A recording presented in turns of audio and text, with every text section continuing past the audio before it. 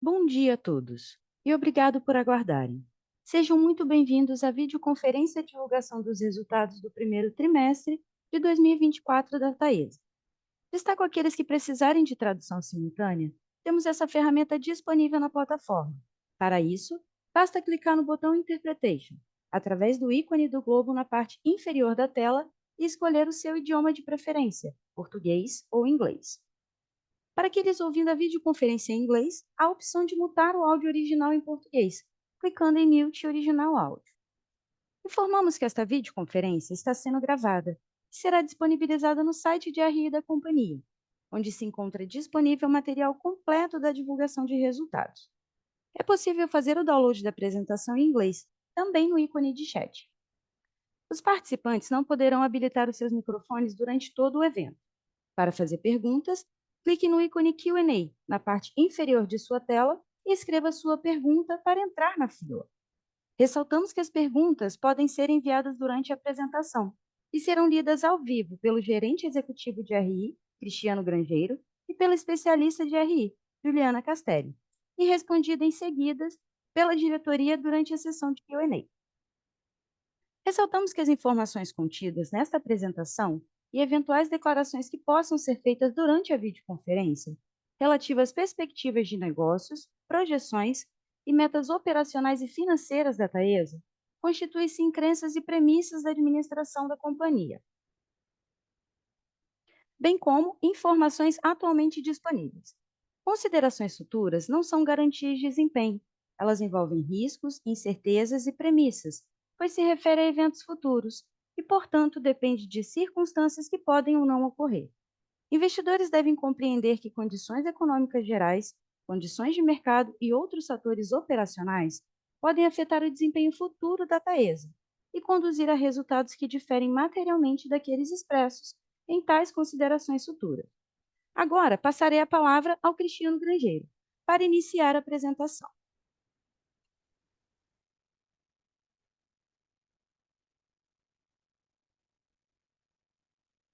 Bom dia a todos e bem-vindos à apresentação dos resultados da Taesa do primeiro trimestre de 2024. Esperamos que ela seja esclarecedora e completa. Caso tenham dúvidas, vocês poderão fazer suas perguntas durante toda a apresentação pelo botão de Q&A da plataforma.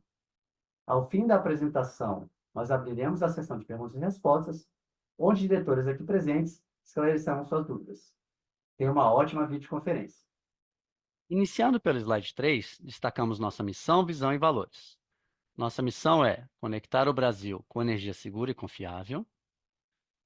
Nossa visão é ser a transmissora de maior valor para a sociedade. E nossos 4 valores fundamentais são: cuidamos genuinamente das pessoas, agimos com integridade construindo relações de confiança, buscamos excelência em tudo que fazemos e a Taesa somos nós. Passando para o slide 4, divulgamos semana passada o nosso relatório de sustentabilidade referente ao ano de 2023.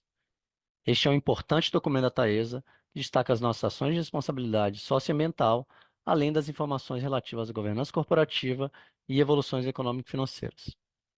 Esse documento apresenta com detalhamento tudo que a companhia tem trabalhado, sempre preocupada com questões fundamentais de saúde e segurança, ambiente acolhedor para as nossas equipes, meio ambiente e clima, relacionamento com comunidades e perenidade dos nossos ativos. Nesse slide estão alguns exemplos de iniciativas que estão detalhados no relatório, entre tantas outras que vocês poderão consultar. Vou mostrar rapidamente aqui como vocês podem acessar este relatório no nosso site de Relações com Investidores. Abrindo o nosso site aqui, logo na nossa home, vocês poderão ver o banner, assim como no nosso carrossel de destaques de documentos, o relatório de sustentabilidade de 2023. Clicando nele, vocês verão o documento, que é um documento bastante amplo e oferece uma visão abrangente das nossas atividades e iniciativas em 5 dimensões principais: geral, governança corporativa, econômico-financeira, social e setorial, ambiental. Falamos sobre segurança, certificação das 4 normas ISO, adesão aos outros movimentos de diversidade e inclusão, detalhamos o inventário de gases de efeito estufa, com histórico dos impactos, entre diversas outras iniciativas de responsabilidade socioambiental, assim como variados indicadores que demonstram o impacto dessas ações na Taesa e nas áreas que atuamos. Elaborado com base na metodologia do Global Initiative Report, o GRI, o relatório reflete o compromisso da companhia com as melhores práticas de sustentabilidade, em consonância com o Pacto Global da ONU e os Objetivos de Desenvolvimento Sustentável.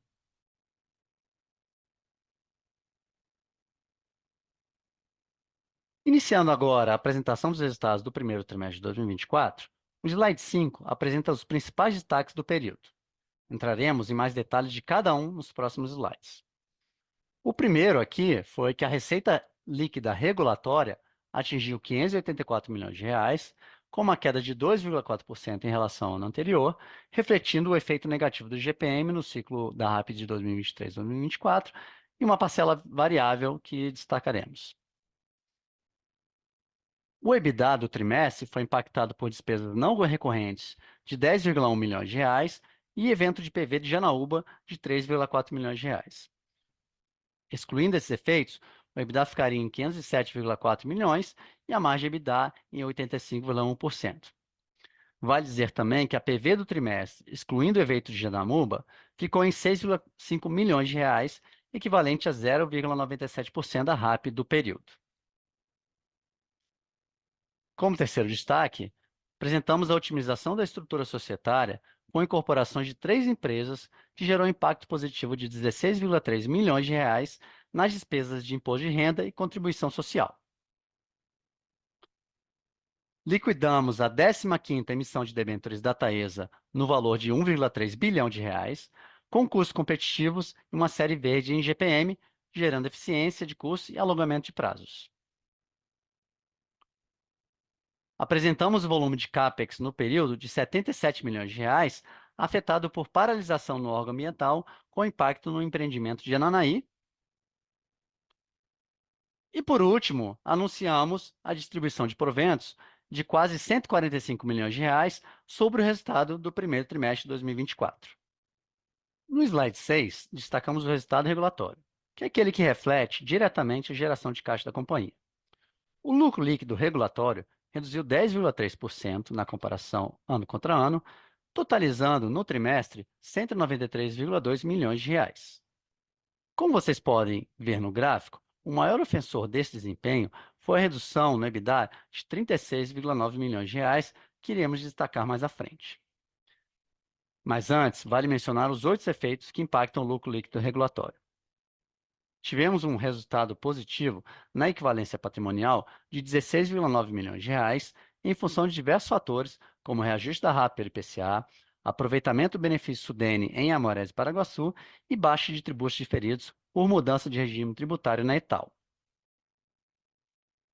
A despesa financeira líquida ficou 22,3 milhões de reais maior, em função majoritariamente do aumento da dívida dos últimos 12 meses, com a emissão de 2 debêntures, a 13ª e a 14ª, compensada em parte pela redução do CDI e IPCA entre os períodos comparados.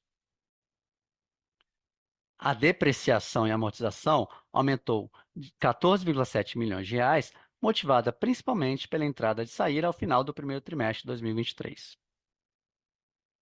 E, por fim, um destaque relevante foi uma redução importante no imposto de renda e contribuição social, influenciada pela incorporação das empresas AT3, Santana e Saíra, que concluímos ao final do ano passado. Tivemos uma eficiência tributária de mais de 16 milhões nesse trimestre, o que demonstra o nosso foco contínuo em iniciativas na Taesa que geram valor aos nossos acionistas.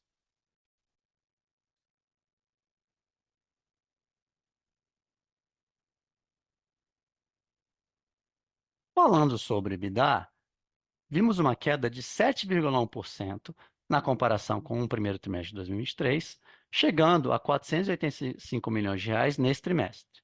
Já a margem saiu de 87,2% do ano passado para 83% neste ano. Indo para os próximos slides, número 7, vocês verão que tivemos eventos atípicos e não recorrentes que merecem serem segregados para melhor comparação entre os trimestres. Abrindo em mais detalhes as variações das linhas que afetam o EBITDA regulatório no slide 7, podemos observar que a RAP continua crescendo, mesmo diante do efeito negativo do IGPM no ciclo 2023-2024, de menos 4,5%, que reajustou 2/3 das nossas RAPs operacionais na visão consolidada.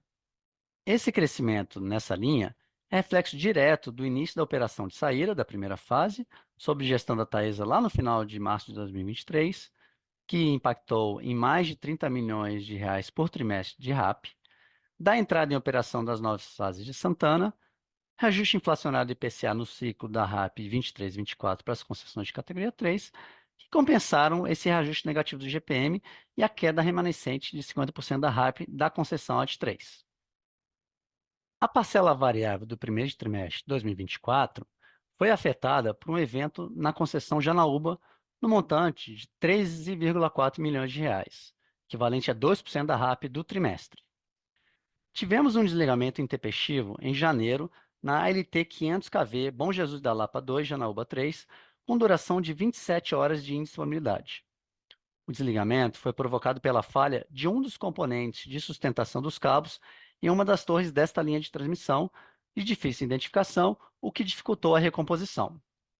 Na inspeção de 100% das estruturas, foram identificados e substituídos todos os componentes com potencial falha, garantindo a segurança da linha. Estamos tomando todas as providências para buscar uma compensação deste valor, seja via regulatória ou via discussões com o fornecedor dos componentes. Esse arranjo da linha de Janaúba é novo no sistema e é a nossa única concessão com essa característica construtiva. Vale lembrar que essa variação ano contra ano é maior porque no 1T23 nós tivemos um evento de reversão de PV na Novatrans em um caso de sabotagem, amplamente divulgado naquela época. O impacto de 22,7 milhões de reais do OPEX, além dos efeitos de inflação e crescimento da companhia, é explicado também por alguns eventos não recorrentes nesse primeiro trimestre de 2024, que somam mais de 10 milhões de reais, entre as linhas de pessoal, serviços terceiros e outras despesas operacionais. Excluindo esses eventos, tanto da PV de Janaúba quanto das despesas não recorrentes do OPEX, temos um EBITDA ajustado no 1T24 de 507,4 milhões de reais, bem mais em linha com o EBITDA ajustado do primeiro T de 508 milhões de reais. Observando a margem EBITDA ajustada por esses mesmos eventos, alcançamos 85,1% no primeiro trimestre deste ano, contra 86,6% no ano passado, cuja queda é explicada principalmente pelo IGPM negativo e redução de 50% da RAP da AT3. Agora, no slide 8, apresentamos o lucro líquido societário, ou IFRS. Vale lembrar que este lucro é contábil e, portanto, não reflete diretamente a geração de caixa da Taesa. O conceito por trás dessa contabilidade é o ativo de contrato de concessão, cujas práticas contábeis vêm do CPC 47.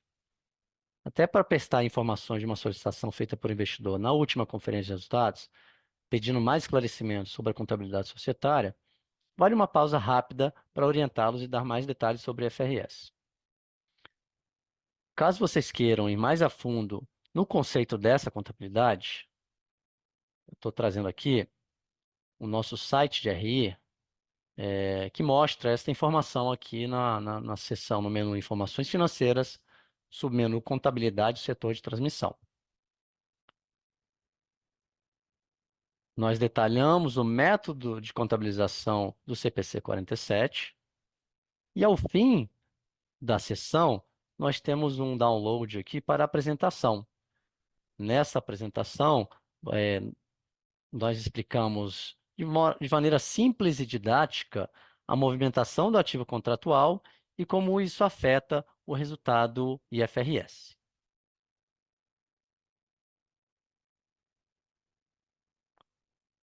De maneira geral, como os contratos de concessão já determinam receitas durante todo o prazo da concessão, o IFRS entende que precisamos contabilizar hoje este resultado futuro. Então, no fim, o lucro societário contabiliza todo o resultado futuro de uma concessão trazido a valor presente. O lucro líquido IFRS apresentou uma redução de 3,3% na comparação anual, totalizando nesse trimestre 374 milhões de reais. Alguns dos efeitos explicados no resultado regulatório no slide anterior de número 7 também afetaram o lucro líquido IFRS, como o evento de Janaúba, que impactou a PV da Taesa em 13,4 milhões de reais, e as despesas não recorrentes, que somaram aí 10,1 milhões de reais. Além desses efeitos, tivemos uma queda de 30,2 milhões de reais na linha de equivalência patrimonial, em função da redução da margem de construção de Ivaí, uma vez que esse empreendimento entrou em operação comercial no início desse ano. Apresentamos maiores despesas financeiras líquidas em 22 milhões de reais, que também explicamos anteriormente no resultado regulatório. E esses efeitos foram compensados em parte pelas maiores receitas de remuneração de OIM, por entrada em operação dos projetos Saíra e Santana. Acho que vale destacar aqui que esses dois projetos também afetaram positivamente a receita de correção monetária, que foi compensada pelos menores índices de inflação dos períodos, tanto GPM quanto PCA, o que afetou negativamente a receita de correção monetária das demais concessões operacionais. Outro efeito positivo foram os maiores investimentos nos novos empreendimentos, cujo impacto foi uma variação na margem de construção de 25,8 milhões de reais, com o maior efeito gerado por Ananaí. E por fim, assim como explicamos anteriormente, as incorporações da AT3, Santana e Saíra realizadas no fim do ano passado resultaram em uma eficiência tributária de mais de 16 milhões de reais nesse trimestre também no IFRS. Passando para o slide 9, apresentamos o andamento dos nossos empreendimentos em construção. Recebemos recentemente mais duas autorizações para reforços, uma na AT3 e outra em São Pedro, que totalizam um CAPEX anel de 76 milhões de reais e uma RAP estimada de mais de 11 milhões de reais, com prazo de entrega para 2026. Somando esses dois novos reforços aos 5 já divulgados nos nossos materiais, estamos falando de mais de 530 milhões de reais de CAPEX, em torno de 84 milhões de reais de RAP. Os empreendimentos Pitiguari, Tangará e os novos reforços da Nova Trans estão com obras em andamento avançando bem. Pitiguari está em mobilização com o início das atividades, tanto nas subestações quanto nos trechos das linhas, e começamos a receber o fornecimento em campo. Tangará também está em mobilização com o início das atividades para as duas subestações que já possuem licenciamento ambiental, e a construção do banco de capacitores da Nova Trans está em andamento, principalmente na subestação SE Colinas, com a construção da estrutura da casa de relés avançada. Saíra e Ananaí têm evoluído com seus avanços físicos dentro dos respectivos prazos regulatórios. Observando a realização do CAPEX do primeiro TRI deste ano, de 77 milhões de reais, observamos um volume menor do que esperado em função da paralisação do IBAMA, que afetou diretamente a obtenção do licenciamento ambiental do projeto Ananaí. Temos trabalhado em diversas frentes para avançar no projeto e reduzir potenciais riscos no cronograma do empreendimento em função deste atraso no licenciamento. No slide 10, apresentamos o endividamento da companhia. À esquerda, apresentamos o histórico recente da dívida líquida e do nível de alavancagem, que é calculado pela dívida líquida sobre o EBITDA regulatório, na visão de consolidação proporcional. Ao fim do 1T24, a dívida líquida da Taesa foi de 10,8 bilhões de reais, considerando todas as nossas participações, e a alavancagem ficou em 3,8 vezes, levemente superior ao trimestre imediatamente anterior, mas abaixo do 3,9 vezes registrado há um ano atrás. O perfil de amortização da dívida continuou bastante adequado, com um custo médio real da dívida de 4,95% e um prazo médio de 4,4 anos. Vale destacar a 15ª emissão de debêntures concluída recentemente, que melhora o nosso perfil e que ainda não está nesse resultado, tanto em termos de custo quanto em termos de prazo. Falaremos melhor no próximo slide. Nossa posição de caixa fechou o trimestre em 1,6 bilhão de reais. 68% das nossas dívidas estão indexadas ao IPCA e 32% ao CDI. E o rating corporativo da companhia em escala nacional, que é acompanhado pela Moody's e pela Fitch, é o mais alto nível reconhecido pelas agências, o AAA. Lembrando que no final do ano passado, ele foi reafirmado pela Fitch. No slide 11, destacamos a mais recente emissão de debêntures da companhia. concluímos no último dia 23 de abril a 15ª emissão de debêntures da Taesa em um volume de 1,3 bilhão de reais. A emissão foi dividida em duas séries. A primeira série, no volume de 1 bilhão de reais, foi utilizada para o pré-pagamento da 13ª emissão de debêntures da companhia, que era uma dívida mais cara, CDI mais 1,5, e um prazo menor de apenas 2 anos, que venceria no início de 2025.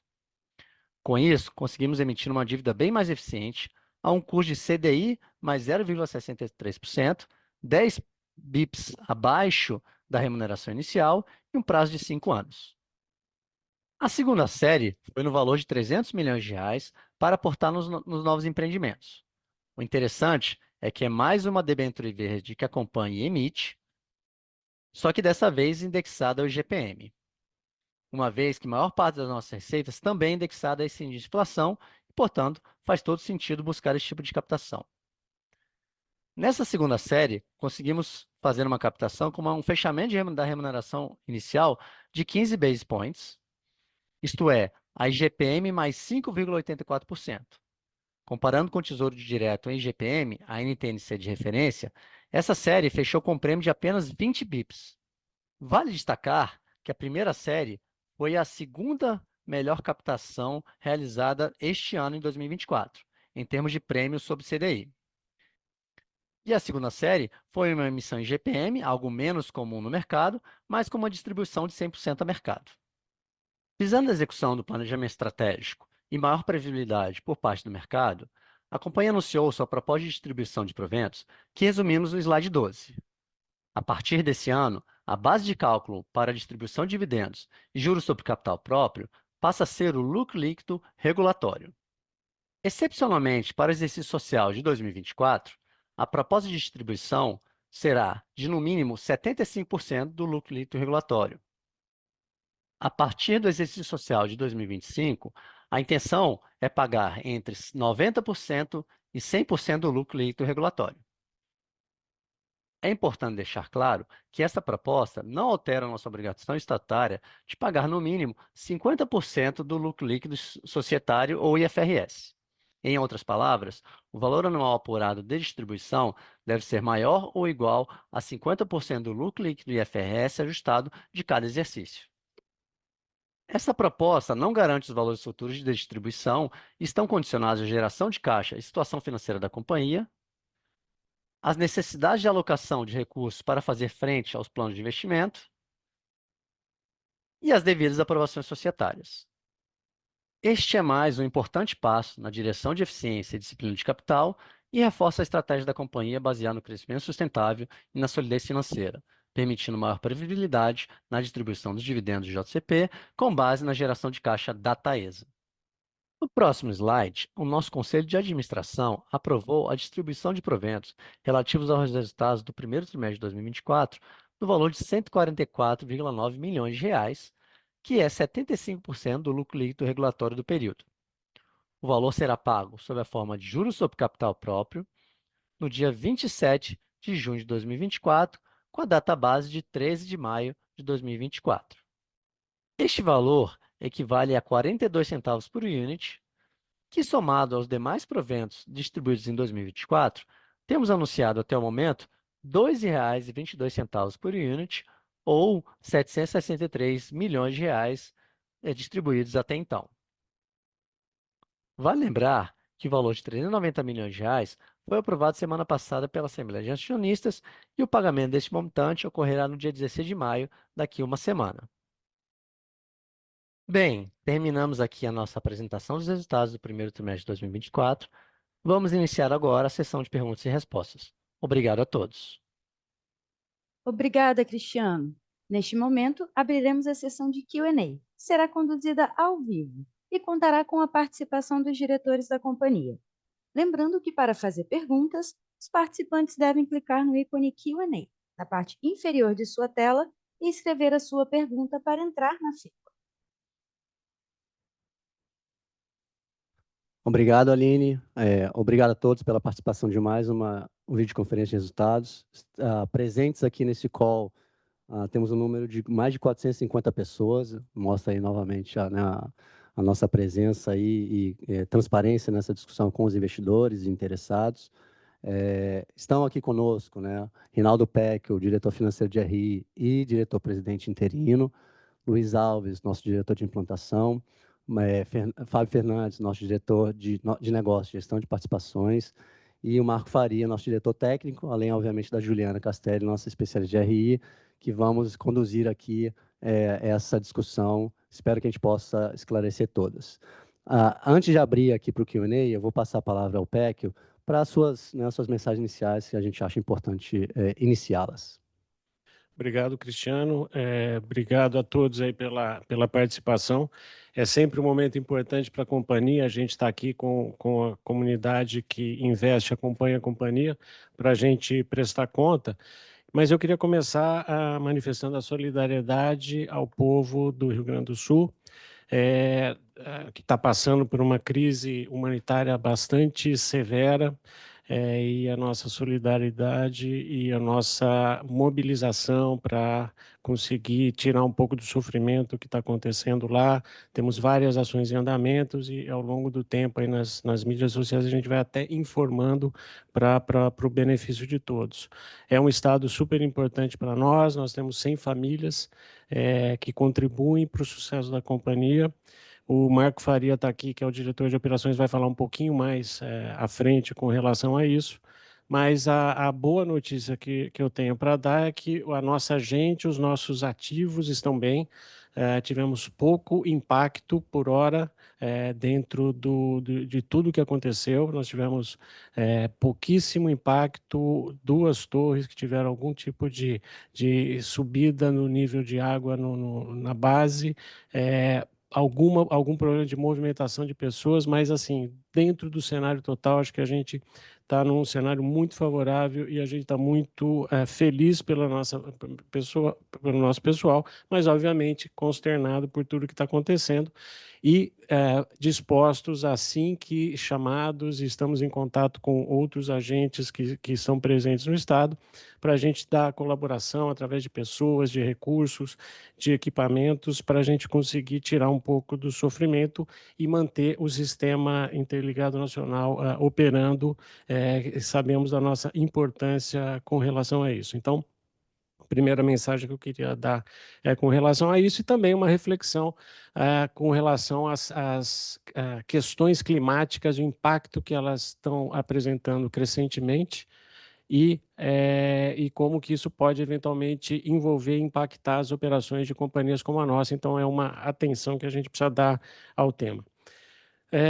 Entrando um pouco nos resultados, eu acho que nós apresentamos, o Cristiano apresentou com bastante riqueza de detalhes, um resultado bastante bom quando a gente vê as comparações recorrentes. Tivemos alguns eventos extraordinários que foram mencionados, mas eu diria que não foram surpresas, com exceção da PV, que de fato é algo não previsto, mas é uma empresa que tem linhas como a nossa pode estar sujeito a isso. Apesar de ter sido um evento super específico e não se espera recorrência com relação a isso. Então, a gente apresentou resultados comparáveis com o primeiro trimestre do ano passado, bastante constantes e consistentes. E lembrando, né, que nós tivemos aí um dos impactos referentes à conjuntura dos índices econômicos, com impacto no IGPM no ciclo 23-24. Então, a gente sai um pouco desse ciclo, agora estamos no fim desse ciclo, vamos entrar no próximo, com alguns indicadores econômicos um pouco melhores, né? Quando a gente vê um mix nosso de correção de receita, a gente deve ter positivo, né, no próximo ciclo. Então, isso faz com que a perspectiva seja de crescimento aí da receita. Lembrando, né, que a gente tem uma parte da nossa receita em GPM, fizemos uma captação em GPM para também ter alguma forma de hedge aí, acho que foi destacado aí pelo Cristiano, acho que é um ponto importante para a gente lembrar. Um outro aspecto que eu não poderia deixar de falar, depois a gente pode entrar em outros detalhes aí com relação aos resultados em si, que acho que já foram bastante explicados, mas um ponto super importante no nosso reporte aqui dos resultados está relacionado com a prática de dividendos que nós estamos comunicando. Então, essa prática de dividendos, eu acho que ela atinge, né, uma maturidade em cima de vários fatores que a companhia tem vivenciado e ela está sinalizando qual que é a postura dela. Então, nós não podemos esquecer que nós temos investimentos relevantes ainda por fazer, né, mais de 3 bilhões que vão contribuir com uma receita de mais de 430 milhões de reais nos próximos ciclos. Então, fora os reforços que a gente está de uma forma bastante proativa procurando ver o que pode ser feito para também ajudar na nossa receita, mas uma das questões que a gente tem sempre em consideração é a questão da alavancagem da companhia. E a alavancagem, ela chegou num ponto, ela está em 3,8. A gente estima que o pico da alavancagem, de acordo com as projeções que a gente tem nesse momento, deve ser atingido nesse ano, deve ser um nível um pouco superior ao que a gente está apontando nesse trimestre, e a partir do próximo ano a gente deve ter uma queda dessa alavancagem. A questão da declaração dos dividendos de 75% do lucro regulatório para 24, ela é importante, porque ela indica que a empresa está preocupada com a questão de alavancagem, já se preparando para um novo ciclo de crescimento. A gente quer preservar uma possibilidade de captações bastante competitivas, então esse é um dos pontos que a gente entende que a gente precisa equilibrar a visão de captações competitivas para poder participar de leilões e, mais do que isso, ter um crescimento na companhia e também continuar sendo uma empresa que faz pagamento de dividendos compatível com a sua geração de caixa. Então, as mudanças que a gente fez, primeiro foi ter como base o lucro líquido regulatório, para 24, a indicação de 75%, lembrando que pelo estatuto nós temos a obrigação de pagar 50%, pelo menos, do lucro líquido em FRS, então pode ser que esse valor altere um pouco, em nível superior a isso, e para 25, nós estamos colocando um range aí entre 90% e 100%, até para ter uma flexibilidade, né? A gente vai sempre privilegiar o pagamento e o retorno para os acionistas, mas, obviamente, conjugando com essas questões de nível de alavancagem e opções e oportunidades de crescimento. Mas a indicação de 90% a 100% já dá uma medida de que a empresa tem preocupação com isso, mas ela vai estar olhando sempre o retorno para os acionistas. Com relação a essa questão geral de alavancagem, a própria não participação do leilão também faz parte disso. A gente já no último call de resultados a gente falou um pouco sobre isso, então também tem a ver com isso, que momentaneamente, em função dessa gestão que a gente está fazendo, entendemos que era prudente manter o pagamento nesse nível que nós estamos indicando agora e não ter uma participação temporária, mas que com certeza voltaremos a participar, e a indicação melhor que a gente tem disso é exatamente essa preocupação que nós temos com o custo de capital para os próximos ciclos aí de oportunidade de crescimento da companhia, seja através de leilão, seja através de outras oportunidades que a gente tem. Lembrando também que esse pagamento de 75% do lucro líquido regulatório está bastante alinhado com outros importantes players aí do setor, e ele também está super alinhado com o planejamento estratégico da companhia, discutido com o nosso conselho, com os nossos acionistas, e que ele preserva esse equilíbrio entre perspectiva de crescimento e continuar sendo um bom pagador de dividendos. Então, essas eram as considerações iniciais que eu queria fazer, mais uma vez destacando e agradecendo aí todo mundo da companhia pelos resultados que a gente apresentou, e que a perspectiva nossa é muito positiva. Essa medida e esses anúncios que a gente fez estão alinhados com essa estratégia nossa e essa prudência e disciplina financeira para garantir o crescimento da companhia. A partir de agora, eu vou passar a palavra para o Marco. Antes disso, Cristiano, se me permite, para ele falar um pouquinho da questão do Rio Grande do Sul, com um pouquinho mais de detalhe, depois a gente abre para a sessão de perguntas. Bom dia a todos. Obrigado, Peco. Também gostaria de reforçar a nossa solidariedade por toda a população lá da região sul. E reforçando o que já foi comentado pelo PEC, né? Nenhuma instalação nossa foi afetada diretamente pela enchente. Então, todas as instalações estão ligadas, funcionando normalmente, né? A infraestrutura, a logística de atendimento da região é que está um pouco comprometida devido à queda de barreiras nas estradas e algumas regiões ainda alagadas, né? Nossas equipes, né, aproximadamente 100 famílias, né, lotadas lá no sul, né, com todos os ativos nossos, carro, veículo, estrutura, equipamento, né, estão disponibilizados e preparados para atender e ajudar as comunidades vizinhas dos nossos ativos, né, onde a gente pode atuar mais diretamente, né, com recursos, com as nossas campanhas que estamos fazendo de arrecadação de alimentos, arrecadação de remédio, roupas, água, né, o que for preciso.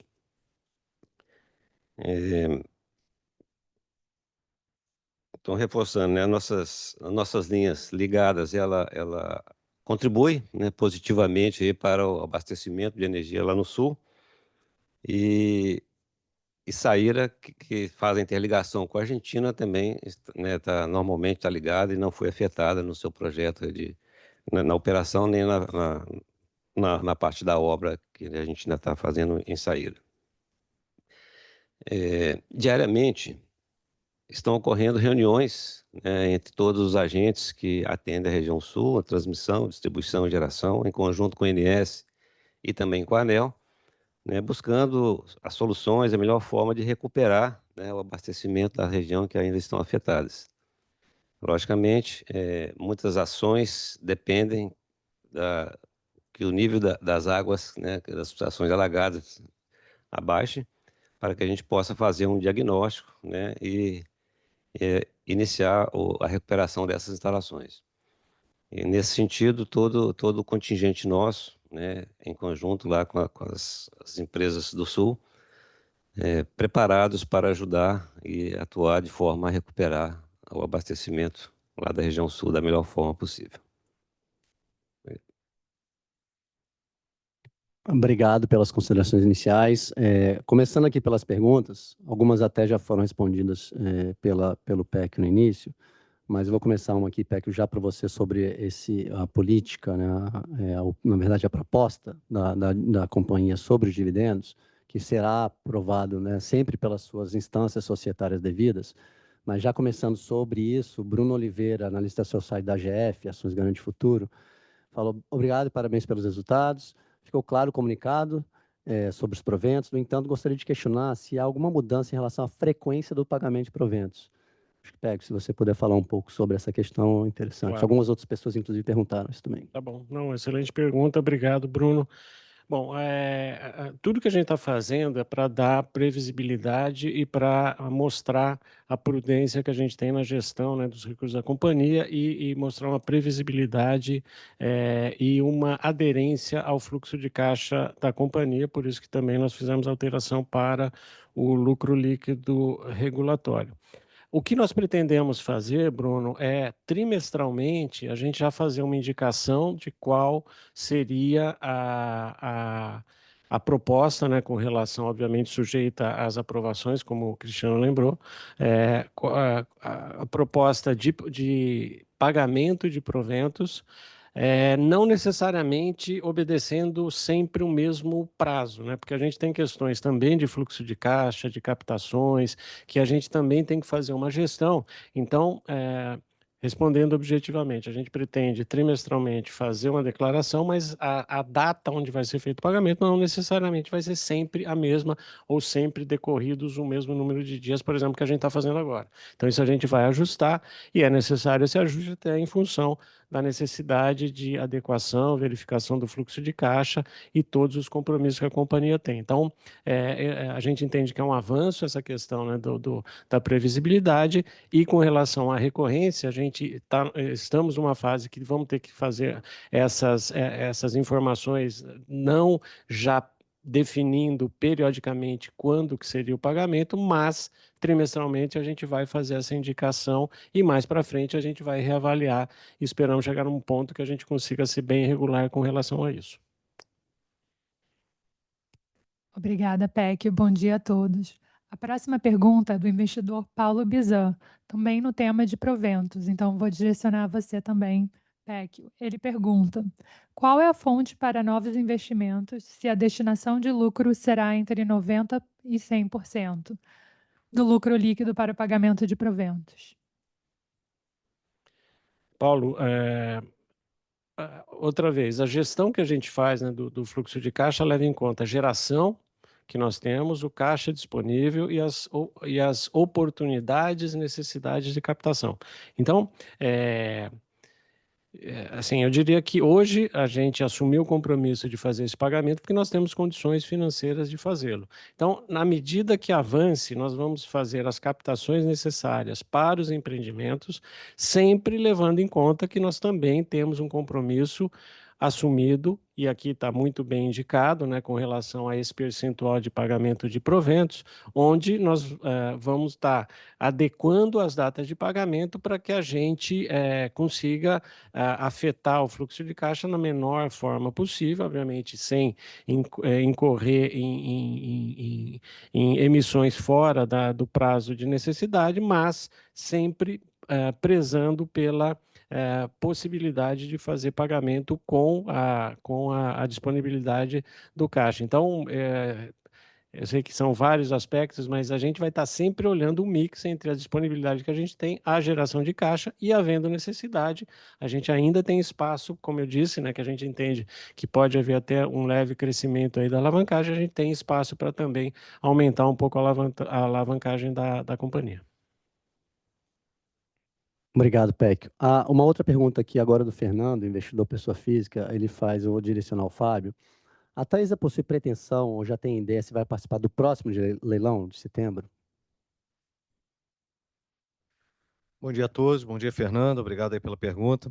Bom, como o Pecchio adiantou aqui no início da fala dele, a companhia passa por ciclos, né? A gente passou por um ciclo de investimentos relevantes aí nos últimos 3 anos. Se a gente falar em termos de investimentos feitos pela Taesa, a gente fez aproximadamente 3,7 bi nesses últimos 3 anos, que refletem, né, aproximadamente 1,4 bi de RAP, sendo que 400 milhões ainda entrarão a partir de 2025.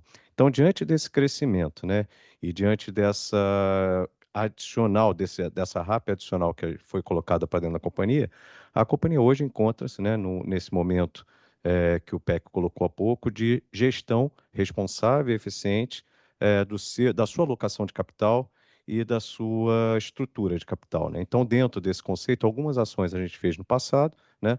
E o PEC já bem explicou aqui no que diz respeito tanto à questão de pagamento de dividendos, quanto à nossa não participação do leilão passado, mas o crescimento e a necessidade de adicionar RAP a essa companhia, ela está no nosso DNA. Então, efetivamente, um ciclo, hoje o que está acontecendo é uma parada para que a gente possa melhorar a estrutura de capital e que possamos participar ativamente dos próximos leilões. O leilão de setembro é um leilão que tem algumas oportunidades, a companhia já está ativamente avaliando os lotes e para que possamos tomar a decisão de go ou no go mais próximo ao certame. Mas eu acho que a mensagem e a clareza que tem que deixar clara aqui, que a Taesa, ela é uma empresa consolidadora do setor de transmissão e que tem a sua relevância, e que nós estaremos sempre participando ativamente das oportunidades, seja no leilão, ou seja, através das operações de M&A também no mercado secundário, que são todas analisadas pela companhia, e havendo pertinência, havendo geração de valor para os acionistas, a gente está participando. Obrigado, Fernando, mais uma vez pela pergunta, e caso reste alguma dúvida aí, por favor, fale aqui com o Cristiano que a gente complementa. Obrigado, Fábio. A próxima pergunta, na verdade, a gente tem recebido várias perguntas sobre projetos, então vou resumir e direcionar ao Luiz. Se você pode compartilhar um pouco sobre o andamento dos projetos, inclusive Saíra, por favor. Perfeito. Obrigado, Juliana, pela pergunta.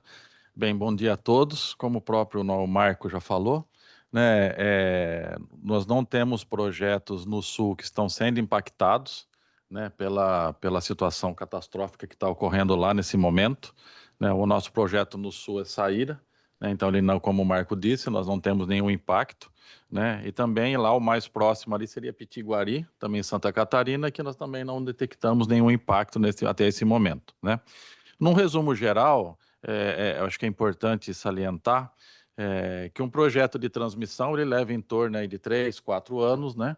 E o período de construção em si é bem menor perto do volume do projeto, em torno aí de 40%. Por quê? Porque você tem um tempo de planejamento e licenciamento, que é o planejamento inicial. Então, alguns projetos ainda estão nessa fase, porém outros já avançam, né?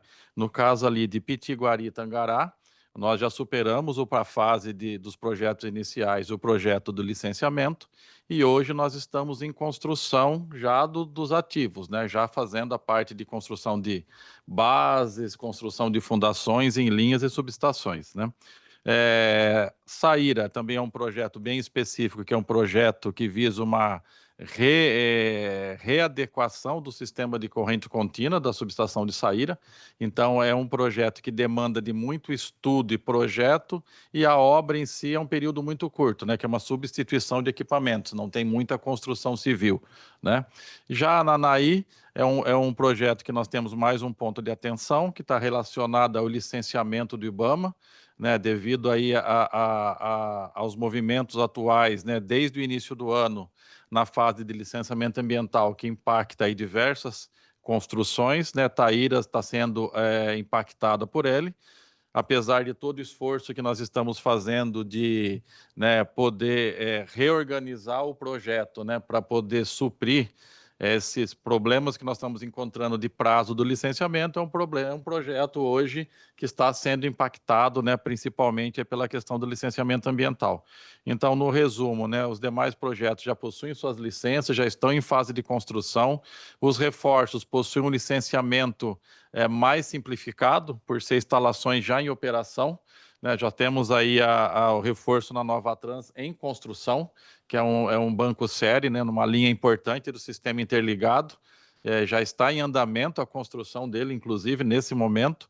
Então, no resumo geral, os projetos estão em linha com o nosso plano de negócio, com ponto de atenção de Ananaí, devido a uma questão de licenciamento ambiental, onde todas as medidas possíveis, aí, interações com órgãos estão sendo realizadas, buscando essa mitigação. Obrigado, Luiz. A pergunta agora, vou direcionar, deixa eu pegar aqui, vou direcionar ao Péquio. Péquio, o Pablo, um investidor também, pessoa física, disse: parabéns pelos resultados, bom dia.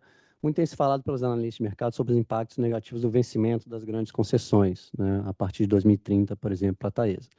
Poderia nos dizer se há planos para a reposição da RAP, que será perdida, e caso sim, quais seriam? Obrigado, Cristiano, Pablo, pela pergunta. Esse impacto realmente ele existe, né? E a empresa já vem se preparando para enfrentar. A própria participação em leilões passados já era uma forma de ter uma mitigação com relação a essa queda prevista da companhia. E como que a gente vai conseguir ter uma maior compensação com relação a isso? Através de participação de leilões. Lembrando, outra vez, né, que nós estamos fazendo esse trabalho de fazer esse ajuste na prática de dividendos para exatamente dar capacidade financeira da gente continuar participando um pouco mais à frente. Então, a compensação, não sei se vai ser total, vai até ultrapassar, pode muito bem até ultrapassar o que a gente perde aí nas concessões, vai ser feita através, eu diria, a princípio, com participação de leilões, dentro das condições que nós entendemos que são adequadas e garantem um retorno aos acionistas, ou outras operações de M&A que podem ser analisadas. Então, não tenha dúvida que é um foco nosso, e essas medidas que a gente está tomando é exatamente para preservar e para garantir que a gente tem possibilidade de olhar crescimento um pouco mais à frente, viu, Pablo? Obrigado. Obrigado, Peck. Eu tenho mais uma pergunta aqui para você, da investidora Rose Líbano. Ela pergunta sobre o CAPEX que será investido, se isso implicará novas captações em 2024, ou o investimento de 3 bi não será aplicado em 2024. O investimento de 3 bi, ele não é referente a desembolsos de 2024.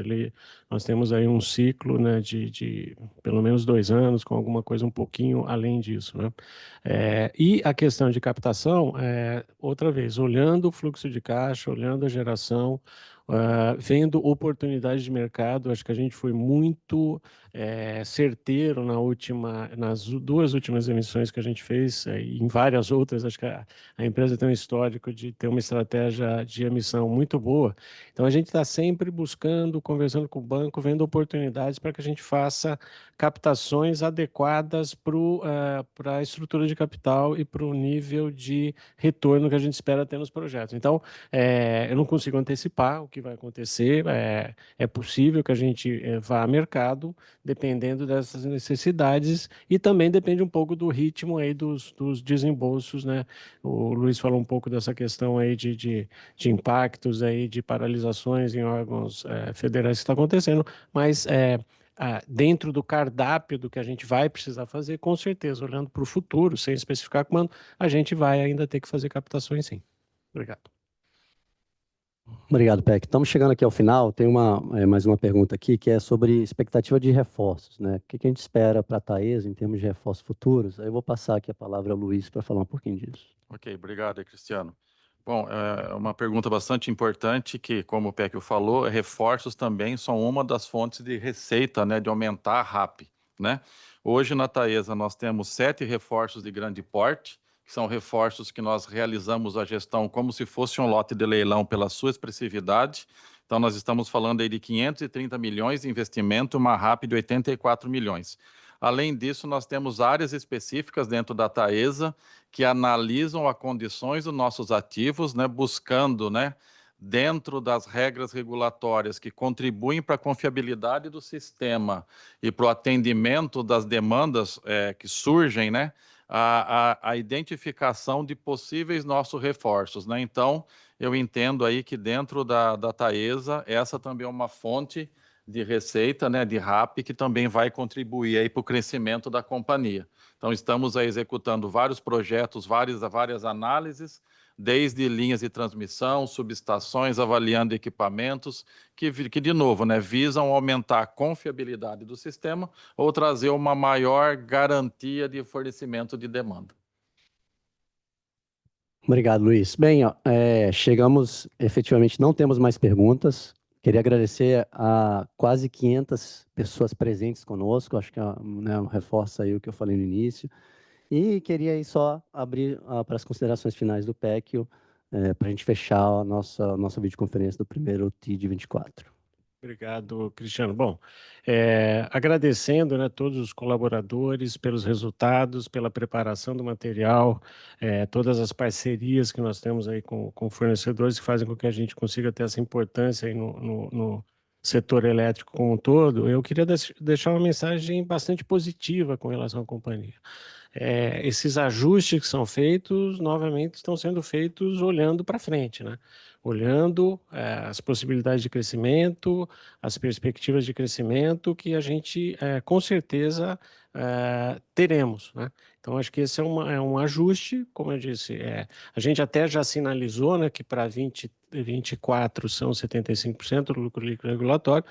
De 25 em diante, nós estamos indicando 90 e 100, mais com uma prudência, né? A gente fala do 90 em função de que podemos ter algum ajuste, mas a gente vai sempre olhar a maximização possível de pagamento de dividendos. Junto a isso, nós sempre estamos analisando, e aí não é só no gerúndio, é fazendo de fato, nós acabamos de fazer 4 incorporações visando a melhoria da estrutura da organização, oportunidades de melhora na estrutura de capital da companhia e também iniciamos alguns projetos de revisão de algumas áreas de custo da companhia, que a gente também espera, no futuro bem próximo, conseguir dar uma indicação de que temos alguns programas aí que, com certeza, a gente espera trazer também ganhos para os acionistas através de uma operação cada vez mais eficiente dentro da companhia.